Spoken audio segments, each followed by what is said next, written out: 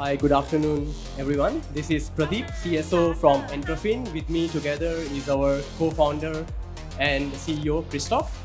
Entrafin basically provides a digital SME finance for exports to Southeast Asia SMEs companies.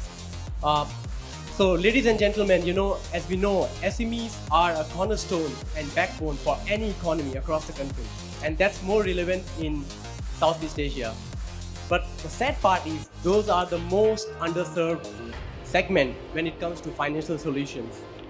As per ADB report, 50% of applications for financial solutions by SMEs come with some problems. The problems are long processes, lot of papers, not really innovative, really a lot of paperwork. And most of the time, they get higher interest rate compared to the bigger companies. And at the same report through ADB, they say out of all applications by SMEs, 30% of applications are declined. So that's exactly where we are here to solve the problem.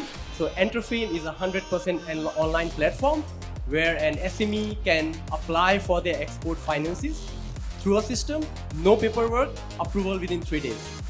Okay.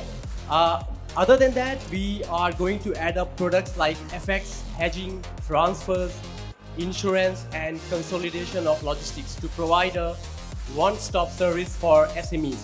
So SMEs can focus on their core business of manufacturing and we can help them in their exports. What's our key strength?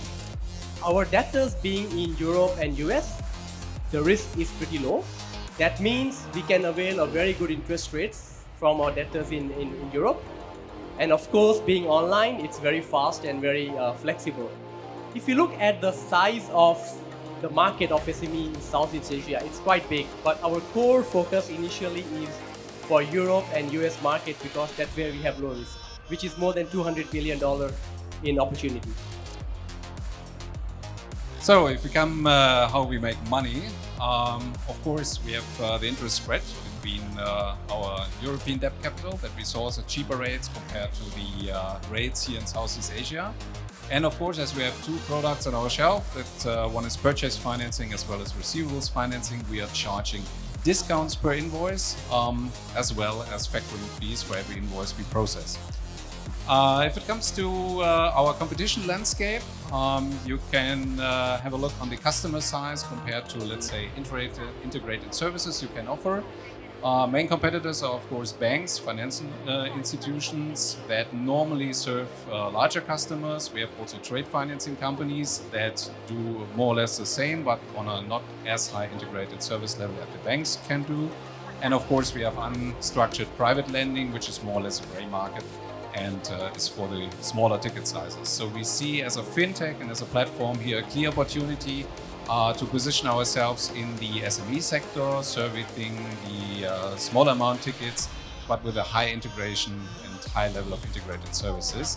And if it comes to the larger ticket sizes, if we are able to apply our technology also for the larger tickets, I think there's also a good exit opportunity for our business case.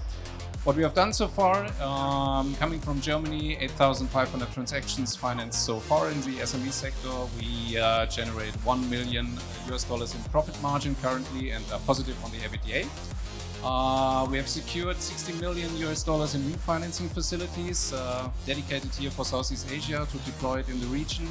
We are working closely together already with the Thai Garments Manufacturer Association as well as the Gems and Jewelry Association, and we are also in close talks with the Exim Bank of Thailand. Last but not least, we are an alumni of the German government-funded German Accelerator that is providing world access to high-potential German startups. So if we have a look at the team, myself and Pradeep, we are working more than a decade now in the international trading sector. Frauke, my co-founder, also based with me in Cologne in Germany, as well as Jeroen, our Chief Risk Officer, based in Amsterdam, in our Amsterdam office. They both worked in the banking sector for Commerzbank and ING. And Alex, our CTO, just completed, before we could hire him, an exit, a successful exit of a German fintech called Compeon that was financed at Series C. So basically what we are looking for from this platform, we are looking for business angel investors who can help accelerate our business in this region, especially in Philippines and entering US market. until Series A, as well as institutional VCs to complete existing commitments in Europe for Series A. That's all from our side. We are open for Q&A. Thank you. So for the first question, so I believe that there are a lot of existing players in the space. So just want to know your age and how you would compete with other players. Okay, I think there are not so many players as you would expect. So, of course, the established players like banks and, as I said, trade financing companies, they are in the market, of course. But even in Europe, we see that the SME sector is quietly underserved. So normally, the SMEs facing these problems to get the appropriate financing. And we see, interestingly, some competition now coming up from the US as well as from Europe. So we have several fintechs doing the cross-border financing for SMEs from there. And I think it's the right time also to deploy such platforms here in Southeast Asia, as we saw 5 years ago a huge hype of fintechs and platforms in Germany as well as in Europe. And we see that it now is on the brink here in Southeast Asia. Hi, thank you for the presentation. Could you share a bit more about the business model and also elaborate a bit more about your source of fund on this? Sorry, can you repeat the second part? Could you share a bit more about your business model and also your sources of fund? Okay, so business model basically is what we are doing is that we are financing an invoice. Okay, simply if we want to say if anyone is exporting to Europe and US, rather than going to bank where you have to go through LCs and a lot of documentations, you simply go to a platform. The first thing we do is that we check the buyer credit scoring.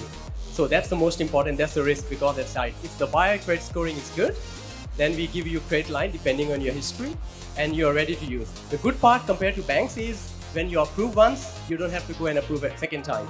Within your credit limit, you can do as many transactions as possible within a day. So that's the strength. And of course, we can do both types. We can export, you can actually finance the export, but depending on the country, the regulations, because some countries are controlled for the banking, we can even buy your products in Europe. So where we cannot finance the export, we can import the products for you and then we can send to your end buyer. So that's also we can do. In terms of, sorry, a second question I missed again. Your sources of fund. Okay, so we have our own, we have a banks in Europe where we are funding, and that's where Christoph was mentioning we have a 60 million allocated funds, which we are ready to allocate to Southeast Asia SMEs right now. Maybe if it comes to the cap table and maybe also part of the question, as Pradeep said, we have the debt capital raised as well as the equity. Concerning equity, we are financed currently by several business angels from Germany, as well as one venture capital early stage fund that's also coming from Germany. Thanks for the presentation, guys. So just for me to understand, what's the key differentiation that allows you to do this better than the incumbents or the banks? Is it the credit scoring model? Is it just digitizing the process? Just for us to understand. Yeah, I think that's a very good question. So there are different things. So first thing is the mere, the size of the SMEs existing in Southeast Asia. The banks are really struggling to process all the data coming to them, and that's wasting a lot of time. So that comes to the speed. Second thing is digitalization. The most important thing in your export business is how you rotate your funds. It's not about credit terms, it's about how fast you get your funds so you can put that funds into business to grow further. So again, that helps through our online platform. Other than that, interest rate, yes, we get a good interest rate because as we said, our debtors are in Europe, and flexibility.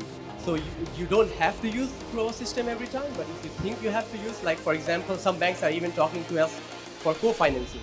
So let's say the limit of that customer is already full. The bank cannot finance anymore. They want us to co-finance for them. So all those things are, mixed as an advantage for us. I just have a quick question. You mentioned many pain points that SME face when they deal with the traditional sort of fund like bank. Which pain point you think is the most important one that you solve for them? Okay, you want to answer? Yeah, I think the most critical pain point is that local institutions like banks, for example, have to rely on the local creditworthiness of the vendor, for example, in Southeast Asia. And that is exactly where our model comes in, because we can shift the risk back to the debtor in Europe or the US, for example. And that is, let's say, a pricing competitive edge that we definitely have. We see also in the talkings we have with banks here from the region that they are not reluctant to go also to Europe, for example, and to the US, but they are, let's say, not doing it in the SME sector. They are, of course, doing it in the larger cap sector, but not for the SMEs. And that is exactly where our platform comes in.